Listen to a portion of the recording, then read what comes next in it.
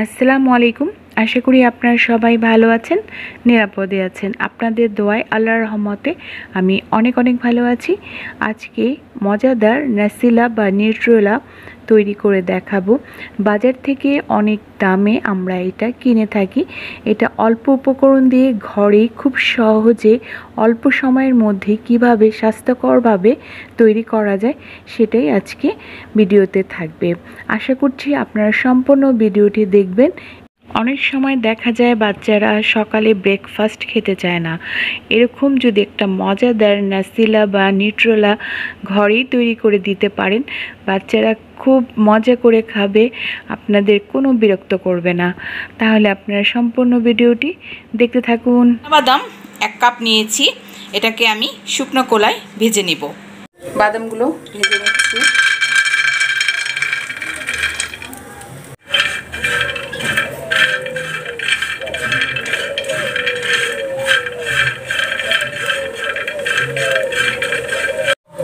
বাদামগুলো প্রায় ভাজা হয়ে গিয়েছে, 5 থেকে 10 মিনিট লাগবে। আর চুলার আঁচটা মিডিয়াম টু লো আঁচে বাদামটা ভেজে নিতে হবে। হাই হিটে কিন্তু ভাজা যাবে না, তাহলে পুড়ে যাবে। এরপর আমি খোসা ছাড়িয়ে নেব।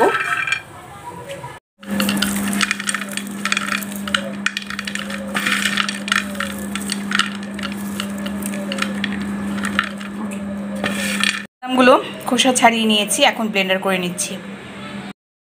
বাদামগুলো ব্লেন্ডার করে নিচ্ছি।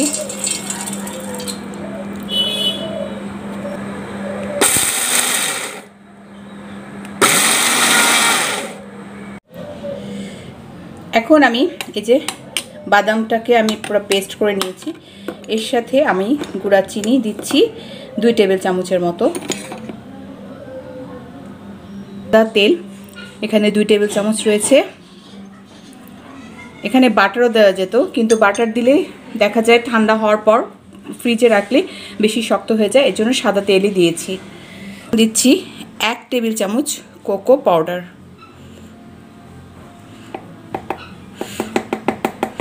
দিচ্ছি সামান্য পরিমাণ ভ্যানিলা এসেন্স।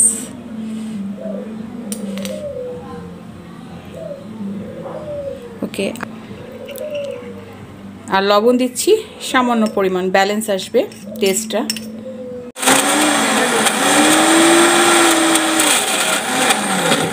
অনেক সুন্দর হয়েছে, মাশাআল্লাহ মাশাআল্লাহ। তৈরি করে নিলাম মজাদার নাসিলা বা নিউট্রেলা। মাশাআল্লাহ অনেক সুন্দর আর ইয়ামি হয়েছে। আপনারা একবার হলেও ট্রাই করবেন। আমি খুব সহজভাবে রেসিপিটা শেয়ার করেছি, যাতে আপনারা সহজভাবে তৈরি করতে পারেন আর বাচ্চাদের খাওয়াতে পারেন। তো এটা বাচ্চাদের টিফিন, ব্রেকফাস্টে, রুটি, পাউরুটির সাথে অনেক ভালো লাগবে।